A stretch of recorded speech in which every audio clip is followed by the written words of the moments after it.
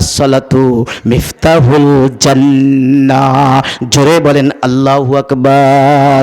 কারণ আল্লাহ রাব্বুল আলামিন বলেন, ও দরদি নবী সাল্লাল্লাহু আলাইহি ওয়াসাল্লাম, আমি যত মানুষ বানিয়েছি আদম থেকে শুরু করে কিয়ামত পর্যন্ত, আমি আল্লাহ যত মানুষ বানাবো, যত মানুষ বানিয়েছি, যত মানুষ বানাবো, প্রত্যেকটি মানুষের জন্য নামে নামে জান্নাত বানিয়েছি।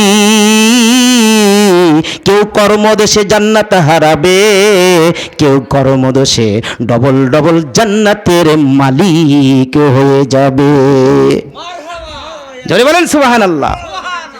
ও মুমিন শুনে নেন, জান্নাতে ঢুকতে চান, জান্নাতে ঢুকতে চান, জান্নাতে ঢুকে আপনার নামেও তো জান্নাত আছে, কিন্তু জান্নাতের গেটে তালা দেওয়া আছে। তালা যদি খোলা না যায় লাভ আছে? লাভ আছে? বলেন লাভ আছে? আল্লাহ বলবেন যাও জান্নাতে চলে যাও, জান্নাতের দিকে রওনা দিবেন, যায়া দেখবেন জান্নাত, ওই জান্নাতে আপনার নাম লেখা আছে, আপনার পিতার নাম লেখা আছে। আপনি মনে করবেন আল্লাহ বলেছেন এটাই তো আমার জান্নাত, আমি জান্নাতের মধ্যে ঢুকে যাব, কিন্তু না, ঢুকতে পারবেন না। যায়া দেখা যাবে ওখানে তালা লাগানো আছে, ফেরেশতা দাঁড়িয়ে থাকবে, আপনি বলবেন আমি ঢুকবো, একটু খোলার ব্যবস্থা করো। বলে কেন খোলার ব্যবস্থা করব?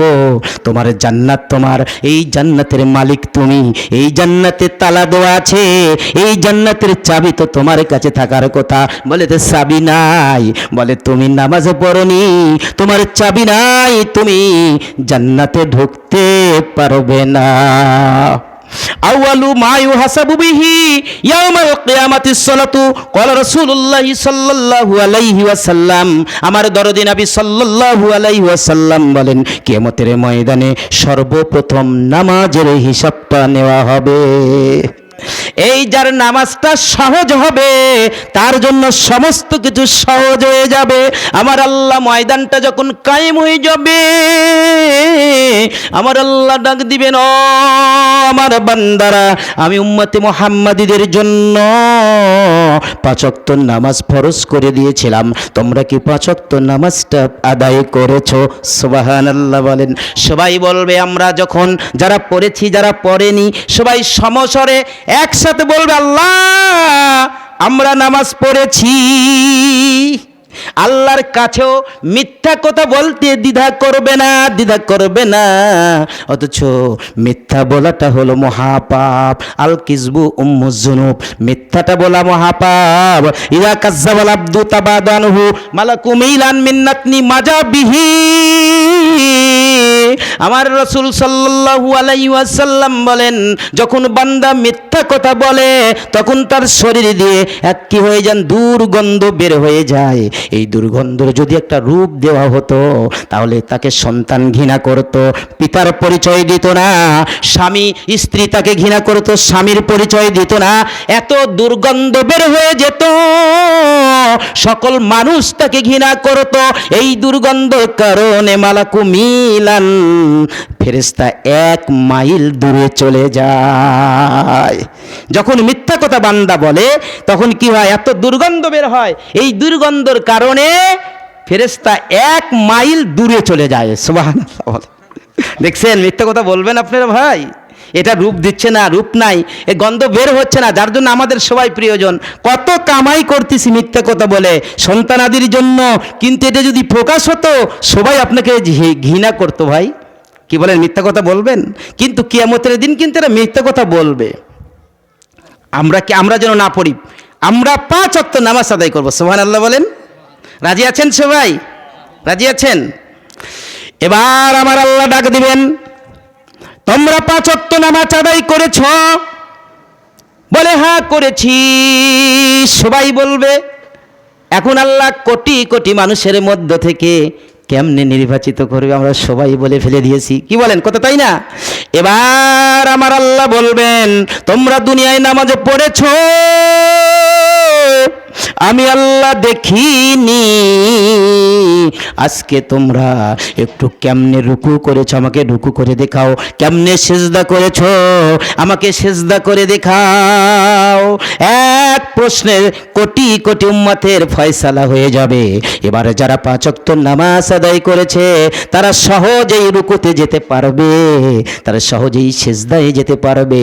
আর যারা 5 ওয়াক্ত নামাজ পড়েনি এরা লোহার চাইতে শক্ত হয়ে যাবে, এক বিন্দু পর্যন্ত রুকুর জন্য বাঁকতে পারবে না। বলেন ফয়সালা করতে খুব বেশি সময় লাগবে? তাহলে আমার নবী বলেন, আলী এশার নামাজ পড়ে জান্নাতের মূল্য পরিশোধ করবে রে আলী। আলী রাদিয়াল্লাহু তাআলা আনহু বলতেছে, রাসূলুল্লাহ ইয়া হাবিবাল্লাহ সাল্লাল্লাহু আলাইহি ওয়াসাল্লাম, এশার নামাজ পড়ে আমি কেমনে জান্নাতের মূল্য পরিশোধ করব?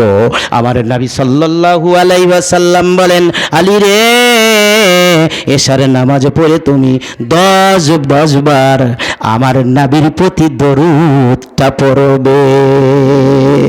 বলেন বলেন বলেন বলেন সুবহানাল্লাহ। বলেন কয়বার? 10 বার। কি পড়বেন? দরুদ পড়বেন। রাজি আছেন? রাজি আছেন? দরুদের কি দাম? দরুদ পড়লে কি হবে?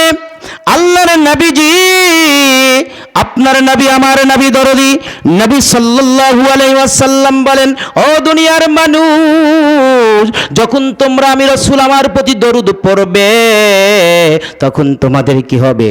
তোমাদের কি হবে? 10টা গুনাহ ঝরে পড়ে যাবে, তোমাদের আমলনামায় 10টা নেকি লেখা হবে, তোমরা 10টা কি হবে? রহমতের অধিকারী হবে। আল্লাহ তোমাদেরকে এই দরুদের ওসিলায় আমার আল্লাহ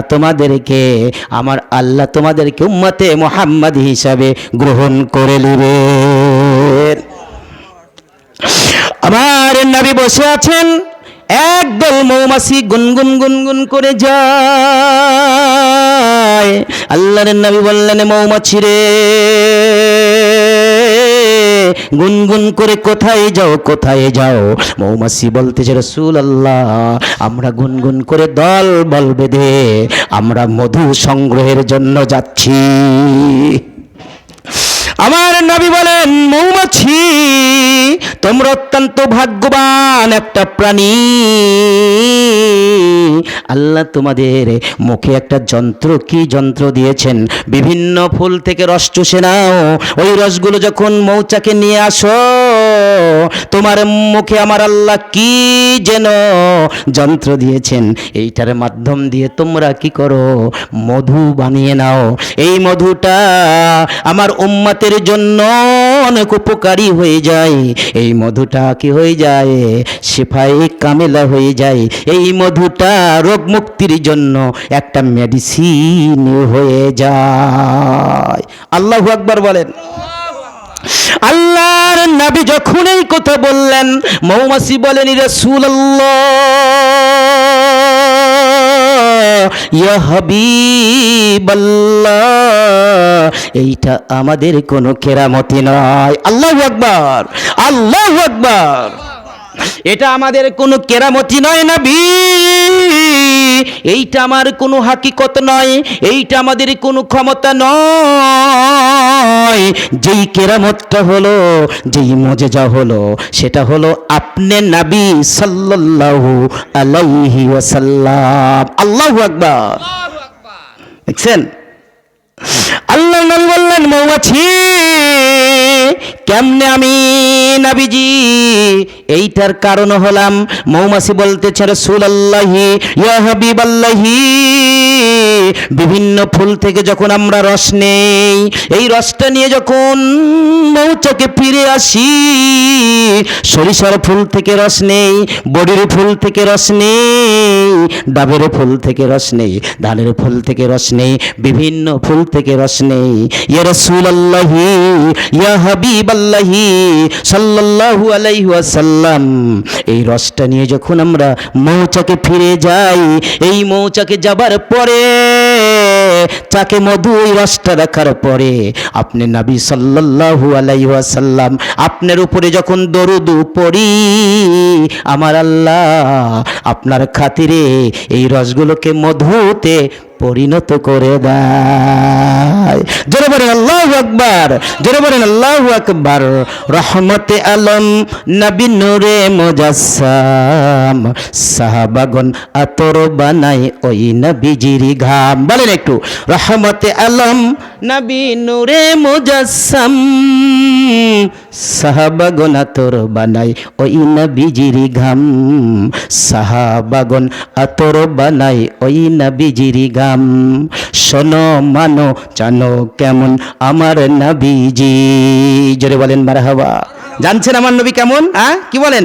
বলেন, শোনো মানো জানো কেমন আমার নবীজি, যাহার পাগল চন্দ্র সূর্য তারকারাজি, যাহার পাগল চন্দ্র সূর্য তারকারাজি।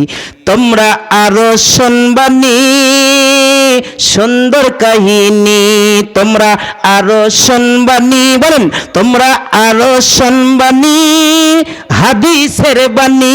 বলেন, তোমরা আরো শুনবানি হাদিসের বাণী। জান্নাতের ওই রুমে রুমে লেখা নবীর নাম, জান্নাতের ওই রুমে রুমে লেখা নবীর নাম। রহমতে আলম, বলেন রহমতে আলম নবী নূরে মুজাসসাম, সাহাবাগণ আতর বানায় ওই নবীজির ঘাম, সাহাবাগণ আতর বানায় ওই নবীজির ঘাম। উস্তুনে হান্নানা একটা খেজুর গাছের নাম, যাকে ধরে খুতবা দিতেন রাসূল আকরাম, রাসূল আকরাম। আল্লাহর নবীজি মসজিদে নববীতে শুকনো একটা খেজুরের কাঠের সাথে হেলান দিয়ে খুতবা দিতেন। একজন মহিলা সাহাবী আল্লাহর নবীকে বললেন, ইয়া রাসূলুল্লাহ, ইয়া হাবিবাল্লাহ, আমার একজন দক্ষ কাঠমিস্ত্রি আছে, ও দরদি নবী, আপনি শুকনো একটা খেজুর কাঠের সাথে হেলান দিয়ে আপনি খুতবা দেন। ও নবীজি, আপনি যদি অনুমতি দেন আমার দক্ষ এই মিস্ত্রি দিয়ে আপনাকে একটা মিম্বার আমি বানিয়ে দেব। সুবহানাল্লাহ। ঈমান কেমন জিনিস দেখেন। আল্লাহর নবী বললেন, সাহাবী আমি অনুমতি দিয়ে দিলাম, আপনি আমাকে মেম্বার বানিয়ে দেন। বাবাজি ভাই জানেরা আমার, অনেক বড় কথা। এবার মহিলাটা একটা কি বানিয়ে দিলেন, মেম্বার বানিয়ে দিলেন। এবার ওইটা যখন ওইখানে স্থাপন করা হলো, এইবারে দেখা গেল ওই কি করেন আল্লাহর নবীজি আমার সাল্লাল্লাহু আলাইহি ওয়াসাল্লাম ওই কি বলেন শুকনা খেজুরের কাঠে আর হেলান দেন না, এবার মিম্বরের উপরে বসে গিয়েছেন। এবার তাকিয়ে দেখেন আবু বকর বলেন, ওসমান বলেন, আলী বলেন, ওমর রাদিয়াল্লাহু তাআলা আনহু বলেন, আমরা দেখি শুকনা কাঠ থেকে যেন মানুষের মতন কান্নার আওয়াজ আসে। আল্লাহর নবীজি মেম্বার থেকে উঠে ওই শুকনা কাঠটাকে এরকম ভাবে বুকের সাথে চেপে ধরেছে। এই শুকনা কাঠ, তুই বড় ভাগ্যবান রে শুকনা কাঠ, আল্লাহর নবীজির সিনা মোবারক তোর সাথে লেগেছে। আমরা আশরাফুল মাখলুকাত, আমরা নবীর উম্মত হয়ে আল্লাহর নবীকে আমরা বুকের সাথে নিতে পারলাম না। জীবনের কোনো কাজে আমার নবীকে আমরা কি করতে পারলাম না, গ্রহণ করতে পারলাম না। ও মুমিন, একটু গভীর মনোযোগ, অল্প সময়ের মধ্যেই আমি এখন ছেড়ে দেব বাবাজি। এইবার কি করলেন, শুকনা কাঠটা আল্লাহর নবীজি সাল্লাল্লাহু আলাইহি সাল্লাম এরকম ভাবে বুকের সাথে চেপে ধরেছে। বলেন কাঠটার ভাগ্য ভালো না মন্দ হয়েছে? জোরে বলেন ভালো না মন্দ হয়েছে? আমি আপনি যদি আমার নবীর চেহারা মোবারকটা একটু দেখতে পেতাম, আমাদের নসিবটা সবচেয়ে ভালো হয়ে যেত। আল্লাহর নবী এবার ওই শুকনো খেজুর গাছটাকে ধরে, খেজুর কাঠটাকে ধরে বলতেছেন, খেজুর কাঠ তুমি কেন কান্দো, তুমি কেন কান্দো? এবার খেজুরের কাঠ বলতেছেন, ইয়া রাসূলুল্লাহ, ইয়া হাবিবাল্লাহ, যতদিন পর্যন্ত আপনার মেম্বার হয়নি আপনি আমার সাথে হেলান দিয়েছিলেন, আমি বড় শান্তি পেয়েছি। আজকে মেম্বার এসেছে, আমাকে দূরে সরিয়ে দিয়েছেন। আল্লাহর নবী বললেন, খেজুরের কাঠ রে, তোর ঈমানের কারণে আমি আমার আল্লাহর কাছে দোয়া করে দিলাম, তুই কিয়ামত পর্যন্ত হায়াত পেয়ে যাবি, তুই জীবিত হয়ে যাবি, তুতে বাদা বাদা খেজুর ধরবে, কিয়ামত পর্যন্ত আমার কোটি কোটি উম্মতেরা এই খেজুরগুলো খাবে। খেজুরের গাছ আবার কান্নারও ধরনটা বেড়ে দিলেন। এবার বলতেছে, রাসূলুল্লাহ, আমার নবী বলেন, খেজুরের গাছ তুমি কেন কান্দো, কেন কান্দো? কিয়ামত পর্যন্ত হায়াত পালে তারপরে তুমি কেন কান্দো? খেজুরের গাছ বলতেছে, রাসূলুল্লাহ, ইয়া হাবিবাল্লাহ, কিয়ামত পর্যন্ত আমি হায়াত পেয়ে আমি সন্তুষ্ট না। সুবহানাল্লাহ বলেন, জোরে বলেন সুবহানাল্লাহ। আমরা সামান্য 2 দিনের হায়াত পায়া নবীজির সমস্ত তরিকা বাদ দিয়েছি, কামাই করতে গিয়ে সত্য মিথ্যা কোনো কিছু বাছাই করি না, নবীর তরিকা বাদ দিয়ে আমরা কি করেন, হারাম পথকে বেছে নিয়েছি। এবার খেজুরের গাছ বলতেছে, রাসূলুল্লাহ, কিয়ামত পর্যন্ত আমি হায়াত পেয়ে সন্তুষ্ট না, সন্তুষ্ট না। আল্লাহর নবী বললেন, খেজুরের গাছ তুমি কিতে সন্তুষ্ট হবে, কিসে সন্তুষ্ট হবে? খেজুরের গাছ বলতেছেন, ইয়া রাসূলুল্লাহি, ইয়া হাবিবাল্লাহি, আপনাকে ওয়াদা করতে হবে কিয়ামতের ময়দানে যখন আপনি জান্নাতে ঢুকে যাবেন, ও দরদি নবী সাল্লাল্লাহু আলাইহি ওয়াসাল্লাম, আপনি আমাকে রেখে জান্নাতে যাবেন না। আপনি যখন জান্নাতে যাবেন আমাকে সাথে নেবেন কিনা? জোরে বলেন, জোরে বলেন সুবহানাল্লাহ, জোরে বলেন। আল্লাহর রাসূল বললেন, খেজুরের গাছ আমি তোর ওয়াদাটা পূরণ করে দেব, আমি ওয়াদা দিয়ে দিলাম কিয়ামতের ময়দানে আমি তোকে জান্নাতে আমার সাথে নিয়ে যাব। আমরা যদি আল্লাহ রাসূলের দেওয়া কি বলেন এই পথ অনুসারে যদি চলি, তাহলে আমরা আল্লাহ রাসূলের সাথে জান্নাতে যেতে পারবো। কি বলেন, রাজি আছেন? 5টা কাজ 3টা বলে দিয়েছি, আর 2টা আল্লাহ যদি কখনো কোথাও সুযোগ করে দেয় ইনশাআল্লাহ হবে। কি বলেন, রাজি আছেন? আমরা 5টা কাজ করে আল্লাহর ওলি হয়ে যেন পৃথিবী হতে বিদায় হতে পারি। সবাই করবেন ইনশাআল্লাহ। সবার সুস্বাস্থ্য দীর্ঘায়ু কামনা করছি। আপনারা সবাই আমার জন্য দোয়া করবেন। যত ভুল ভ্রান্তি যদি হয়ে থাকে আল্লাহ যেন মাফ করে দেন।